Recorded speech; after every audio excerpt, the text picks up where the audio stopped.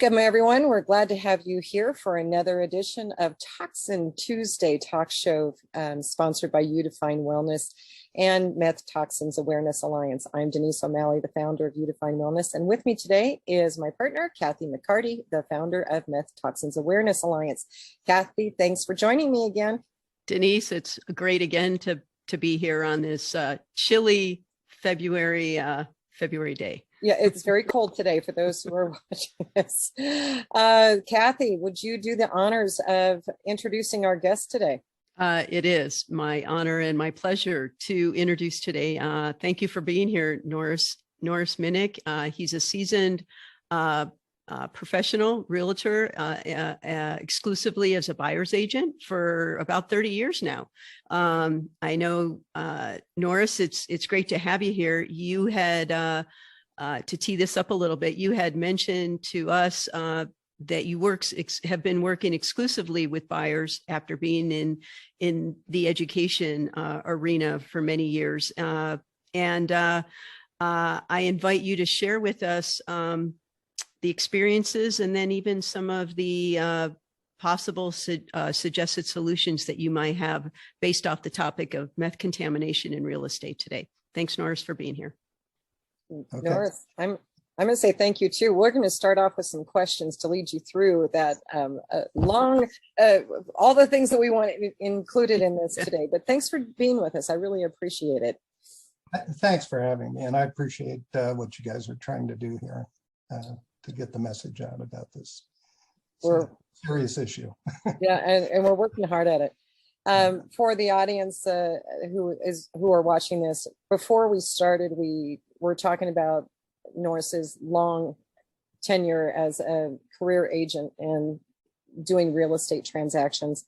And I discovered something, that he had been a real estate agent for almost 20 years before there was any question about meth contamination in the homes that he was being able to purchase for his clients. And so, Norris, can you explain to us what was that pivotal moment? The pivotal moment was our client was a psychologist and was at a conference in Boulder and was talking about the house we had gotten under contract after 6 months of looking for a house.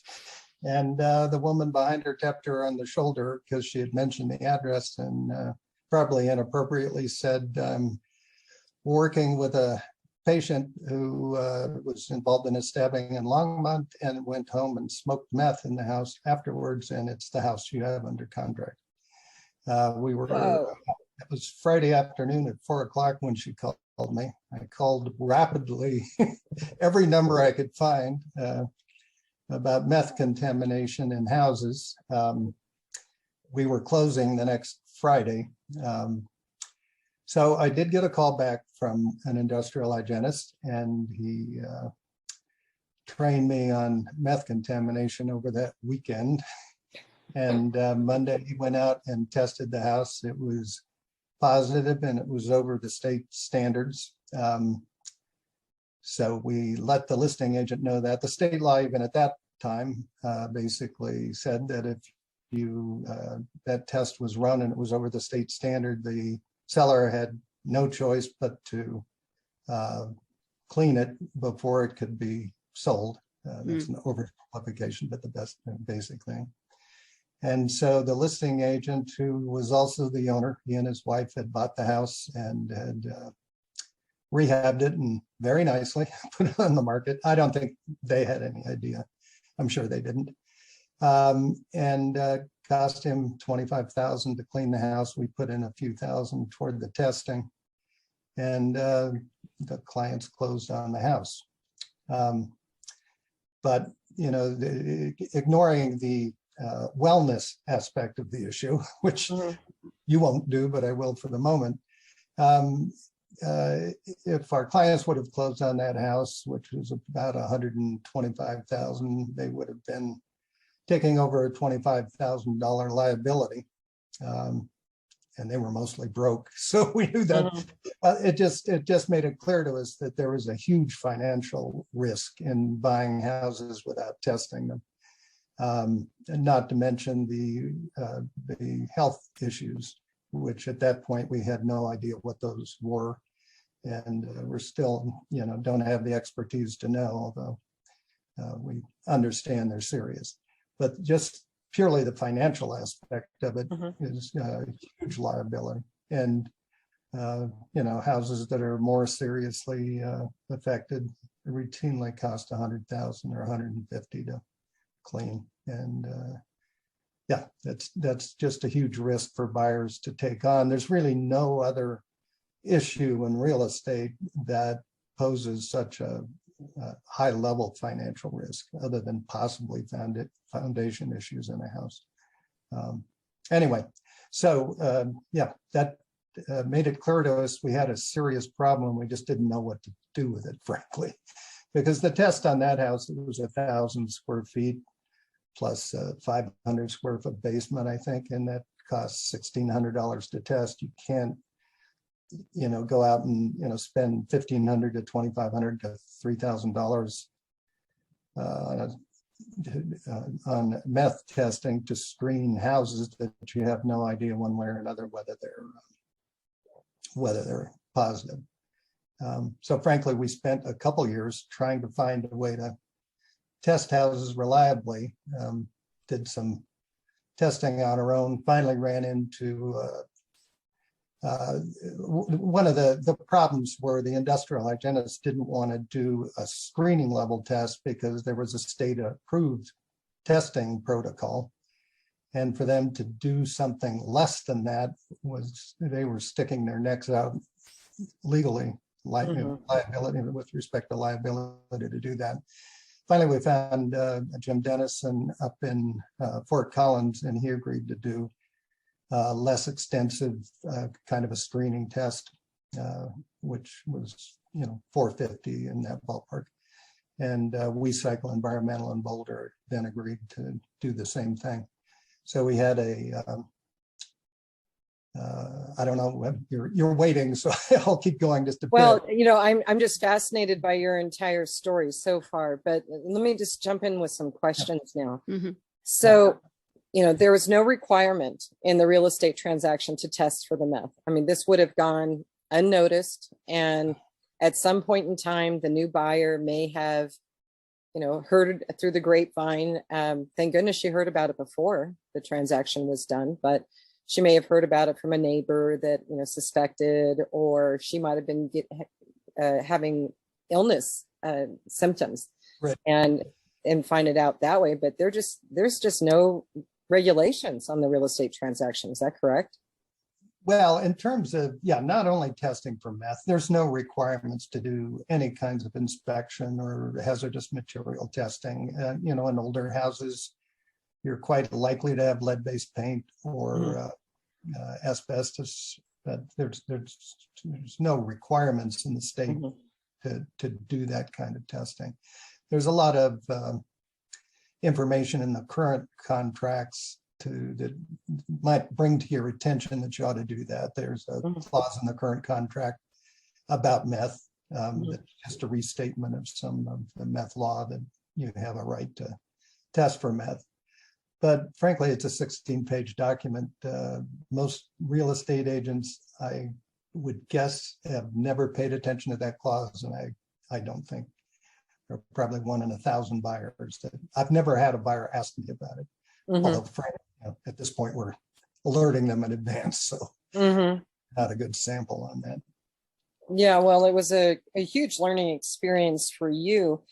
And how reticent are home buyers to paying the cost of a test, or are they trying to put it in the transaction that the seller has to pay the cost of it?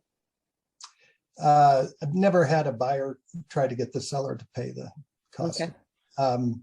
And initially, the testing that existed at the time we found that first house, again, small house would be $1,500, a large house, $3,000 to $3,500. Realistically, nobody would pay that amount of money to test a house on an issue that they have no reason to think could be a problem.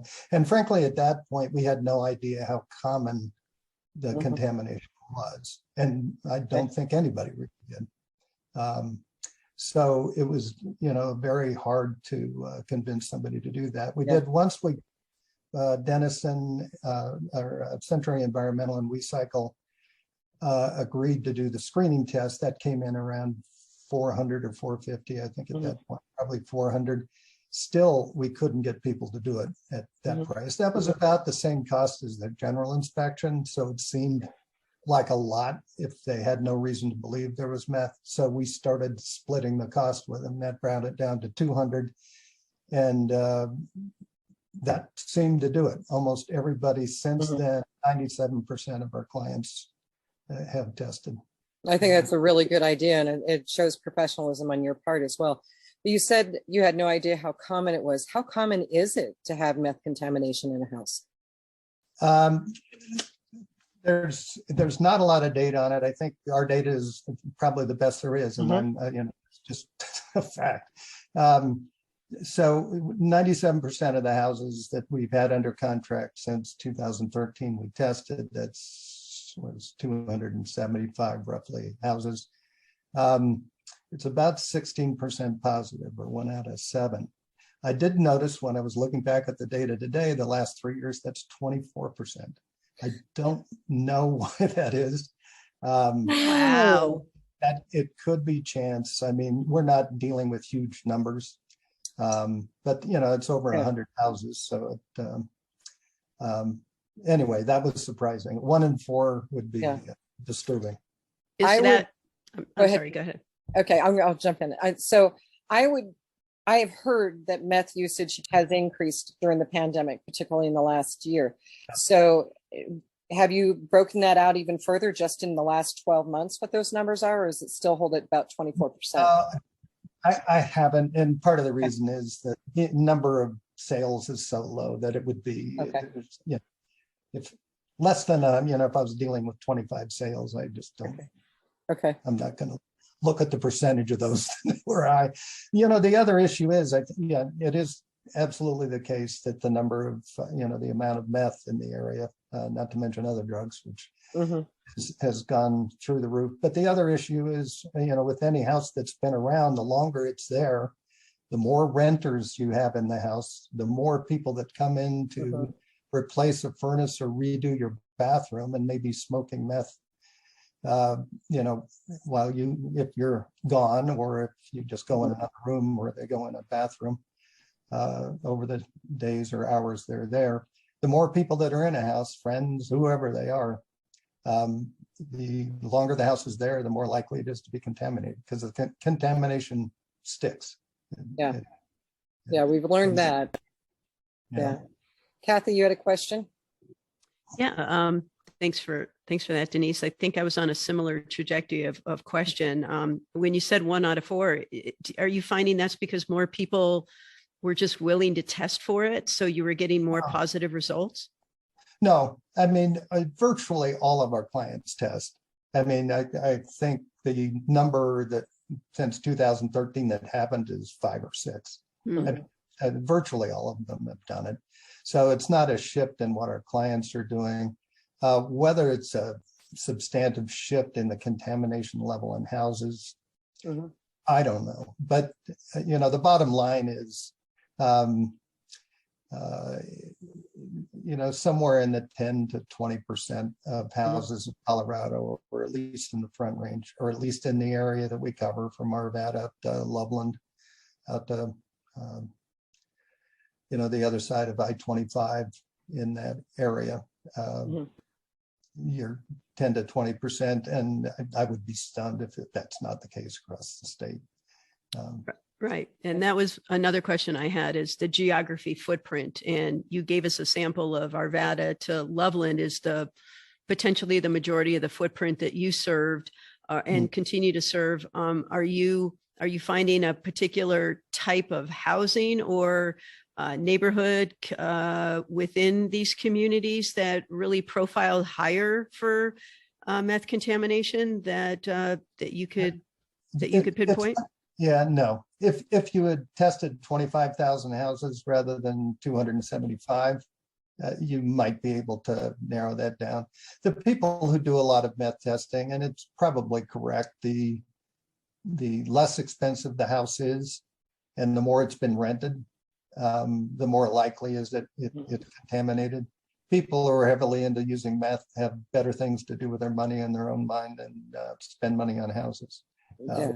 That's our way of looking at it. But we've certainly seen meth in houses that were in the top 25% of the market. So we're in a very much a seller's market still. Is that correct?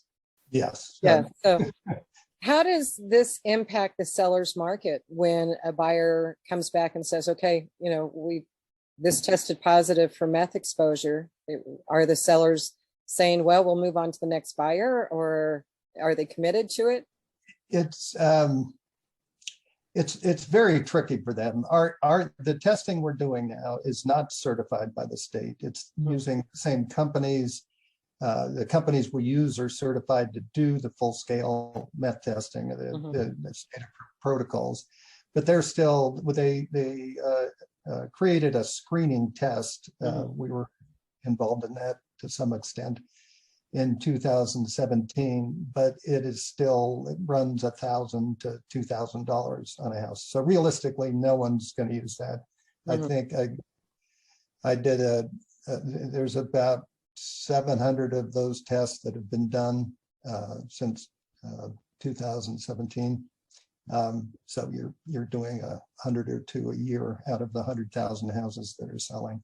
So no one is using that test. Okay. Because it's too expensive. And I did notice, looking through about 1,000 full scale tests, is called a preliminary assessment, that at least 4 or 5, maybe 6 of the companies that do the testing are now doing a smaller scale screening test that's not approved, because they're referencing it when they're saying we did this testing a month ago or 2 weeks ago, and now we're doing the full scale testing to see what happens. So everybody is recognizing that state screening test is too expensive for people to realistically do. Now, if they knew that it was 1 in 7 or 1 in 4 of the houses that are contaminated, it's possible that their view on that price would change, but I suspect not. I mean, we spent years trying to push people to spend $400 to do testing. Right. You started splitting that, they didn't. And we were pushing as hard as any real estate agent would. So, Wow. So do you have many buyers who back out of the transaction? It's just a little different version of the same question I asked, but I'm curious. Yeah, we do. Honestly, I haven't looked at the percentages that have terminated. Most of our clients will ask the seller to, do further testing. The exception is, at the high end, if it's 800 or 9,000 times the state standard for safety or acceptability in any case, people understand they just run in the other direction.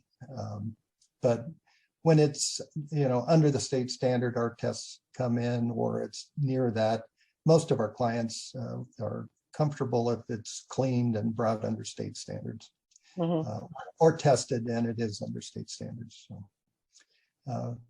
most of them don't terminate, but I oddly haven't looked at this question. You'd think as a business person, I would. Going from the gut. That's just a gut question. What's your? I think it's probably about 1 in 4 or 1 in 5. Okay. There's meth in the house. I don't want to deal with it. I think those are the smart ones. But when you're in a seller's market and you've lost a few houses in the bidding wars, you kind of like, well, I'll accept it and I'll deal with it later.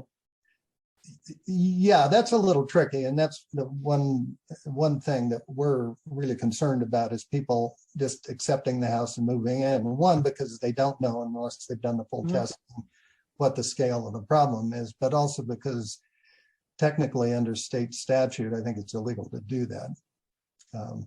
I don't know who's going to enforce that, but it's they're breaking the law if they move in, and we've had a couple of people do that. And really marginal levels of meth in our testing, but made us uncomfortable. Kathy, what other questions are on your list? Ooh, there's a few. I think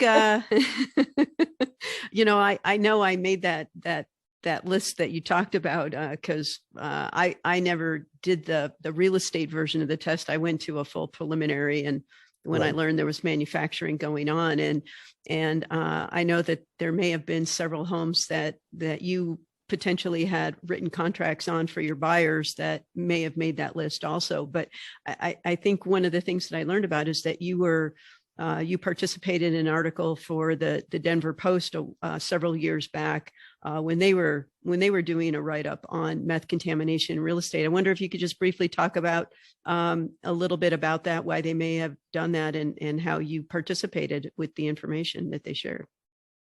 Yeah, and this was, I think, a couple of years after our first experience. So we didn't have a lot of data at that point. We just knew we'd run into 3 or 4 or 5 houses, I forget the number.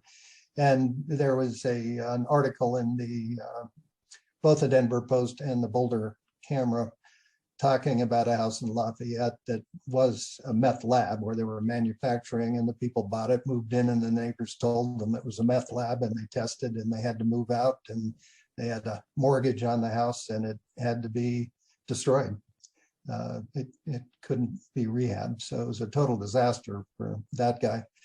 But you know, whoever was making meth there had probably sold meth to 50, 100, 200 people, and they were smoking in 5 or 10 houses each. So there's probably 3 or 4 or 500 houses contaminated from that meth lab. And I just talked to the guy at the Denver Post who had written the article, and I said, you know, it's those 400 or 500 houses, not just this meth lab that you ought to be talking about. And so he decided that was a story, and wrote up an article on that, interviewed the woman who bought that first house that we had the problem with, and people at WeCycle, and the head of the state meth program. It was a solid article, and I think I told you, Kathy, I was convinced at that point that, you know, the real estate community and you know, the state in general would suddenly become aware of meth, and all our problems would be solved. As it turned out, you know, I got emails from 15 people who had just gone under contract and wanted to know how to test, which I was happy to help them with, but that was it. I mean, not a peep out of the real estate community. I didn't get an email from a single real estate agent over that, and or no contact. I tried to contact the you know, the real estate association and make them aware of it, and I'm sure they're aware of it. They're not idiots. They're reading the Denver Post. But virtually nobody in the real estate industry paid any attention to that article. That was they're aware of it now. Wait. Why do you think that is? Because if I was listing houses for sellers, I would be in a more awkward position in pushing the testing of meth in houses, because those people have bought houses unaware that this was an issue, and now they're putting them on the market, and they could have a $25,000 or $100,000 or $150,000 problem, and so they'd prefer not to know about it. And frankly, you know, I'm going to have to look at the percentage of our people who terminate contracts, but people working with buyers don't want new reasons for buyers to terminate contracts either. Yeah. And I'm not saying the whole that's, you know, the whole industry is just money oriented, but you know, inspections and people terminating is not a big plus in the market. Yeah. You've been working for months to find a buyer a house, and so it's not an attractive thing. It's not an issue, I think, that the real estate community wants to know about. They would just assume it not exist. That's why I was talking to Kathy in terms of one of her goals, and it's our goal definitely, to get everybody testing for meth as part of the home purchase. I don't think real estate agents are the ones that are going to push that to buyers by and large. I mean, there's certainly people who do that, but that's not the people that are going to do it. And it's not industrial hygienists, because most buyers never have any contact with an industrial hygienist. I think the only people in the process that would push that would be inspectors, because they view that as their job, is to make sure the house is structurally sound and safe for the buyers. And they routinely do that. They get a call from somebody who wants to do an inspection. They ask them if they want to do radon, and some ask about lead-based paint sampling or those kinds of issues. So if they were approved by the state to do meth testing, some of them really want that, because it's dicey for them to be doing testing that has no sanction, or no standardized approach, and there's no right way to do it. So if the state were to sanction a screening test for inspectors, I think a lot of them would be marketing it. They're doing that in Utah. They don't have a state standard screening test, but somehow the inspectors in Utah started testing for meth, and they do it, which I think is driving the health department in Utah crazy, because a lot of them don't know what they're doing. So, right. but the state of Colorado has a training program for industrial hygienists on how to test for meth that could easily be adapted. And the industrial hygienists I know agree with that. They do the teaching.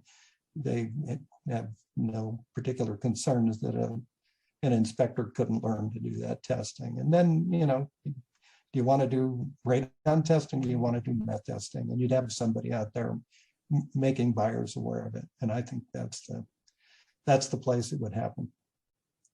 Good to know. Seems like on radon testing, this is just from my own personal experiences being a homeowner, is that it seems like it was driven by the radon testing companies, that getting buyers motivated to install the remediation equipment in their homes. Because I know when we were looking at our last house, it's a townhouse, and so we were walking the entire complex to see who had radon tubes, going up the side of their house. And it just seemed like it was somewhat driven by the testing company, where it may not even be necessary, but let's just have it as a precaution. Well, there's none of that that's really going on in the meth side of it. And so it's kind of interesting, but I digress. Kathy, Yeah. one last question, because we're getting close to our time. Well, sure. I have a few, Norris, and maybe we'll continue this offline. I was just wondering, when it comes to a lot of the buyers, you mentioned about 275 buyers that you've worked with. Have any of these been on new construction? And have you found new construction to have any of these get tested and test positive? Yes. Yeah, we've tested almost all, and we haven't done a lot of new construction over the period that we're talking about. For a good portion of that, nobody was building houses. They have been recently, but yeah, and I didn't look at the numbers on that. We probably 8 or 10 houses, and I think we found a couple. Brand new houses. Yeah, and they've all been low. They've been low enough that if it were me, I wouldn't worry about it.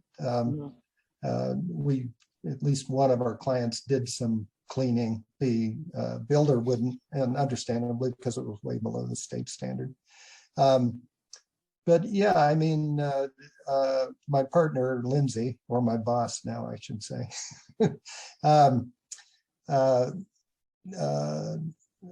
did some reading at one point, and one of the articles she was reading said that the two most common professions for meth users are long distance truck drivers and construction workers, because they do work that takes a lot of attention to detail, but it's kind of boring if they're doing certain types of work, and so they use meth as a stimulant.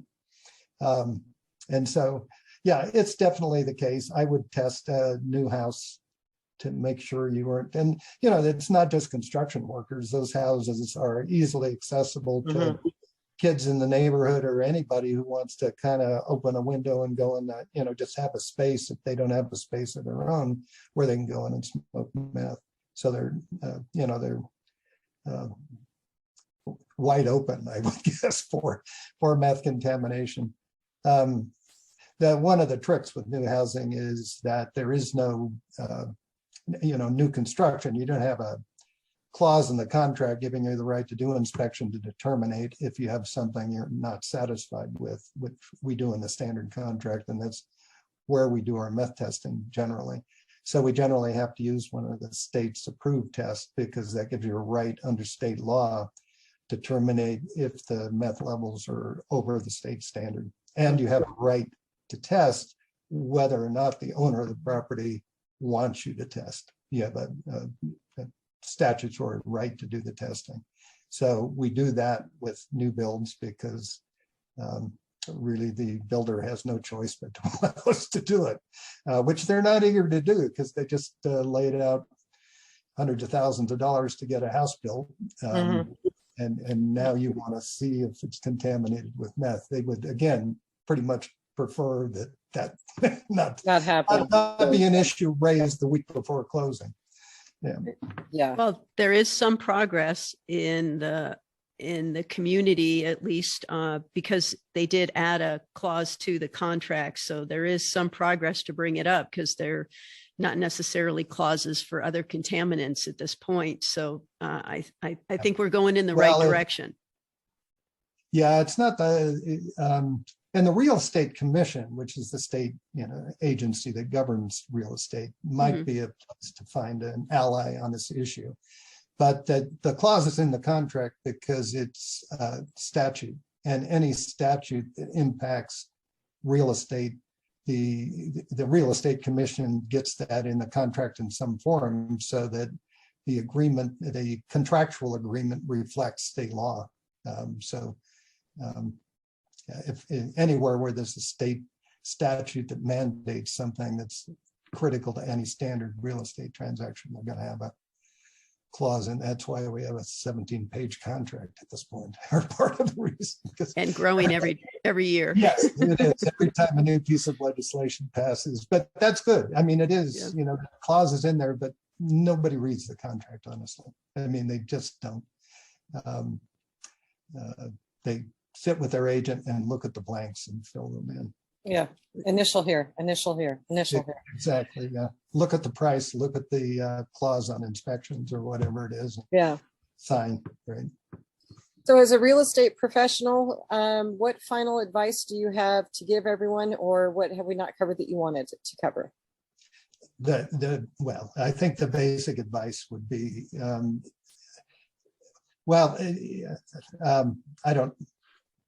the basic advice would be to test for meth. It would be to call one of the industrial hygienists.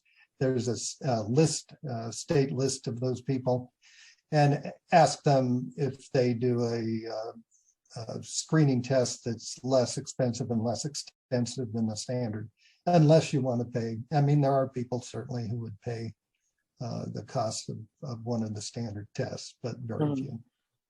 But there are a number of people, WeCycle and Century Environmental up in Fort Collins are two companies that will do it. And I know there are others because I've seen their reports. But I would call one of those companies and get a test. And I would skip any other test before I do the meth, because both from a health point of view and from a financial risk point of view, there's nothing that comes close. Especially since it's not covered by insurance. Correct. As the insurance person, yes, we looked into that real hard the first time we ran into it, and hell no, not there. Yeah, you're on the line for it. They're smarter than that. Sure. There's a lot of work to be done on a lot of fronts. It's not just legislation. It's also changing the attitudes and awareness in the real estate industry. You've proven that to me today. The insurance industry, and hopefully the legislation will prompt some of that to make it more equitable for the buyers and the sellers, for that matter. Kathy, any last words on this subject that you want to share? Oh, well, I've learned so much from you, Norris. Thank you so much. You've brought light to things that have only been in my trajectory for the last few years, but gone back several years. And I appreciate your advocacy and championing this particular topic. It's important, and I appreciate it. I myself have learned, when you talk about the insurance piece of it, when I had a tenant in my home, criminal activity also voids our policies, whether it's a tenant's liability policy for a home. So there's many fronts where people can be impacted when they didn't know this. So your suggestions really can bring some prevention. So thank you. Yeah. And I want to say thank you to you, Norris, because I could sit here and talk to you for a long time. I want to know more of these stories, and we'll have to have you back so that we can dive into some of the real good stories. But this has been a great start. And so thank you for joining us today. Well, thanks for doing this. I really do appreciate it. It's our pleasure to do so. And for those of you who are watching this recording or watching us live, I hope you can see that what we're doing is we're putting the pieces of the puzzle together. We've brought in somebody to talk about the insurance aspects, somebody to talk about the testing. We'll be having other people talk about remediation. We've brought in someone to talk about the real estate transaction. These are all pieces of the puzzle that are really important to protect ourselves from things that we don't know we're at risk for. And so we will continue to do these Toxin Tuesday talk shows. And it is our pleasure, Kathy McCarty's and mine, to bring to you these subjects. And if there is anything that you have questions about that you would like to have us explore, why don't you drop a note in the comments section, wherever it is that you have found this recording, and let us know what you would like to hear more of, or go to the Meth Toxins Awareness Alliance Facebook page and drop us a note there. And with that being said, we hope to see you on another Toxin Tuesday talk show.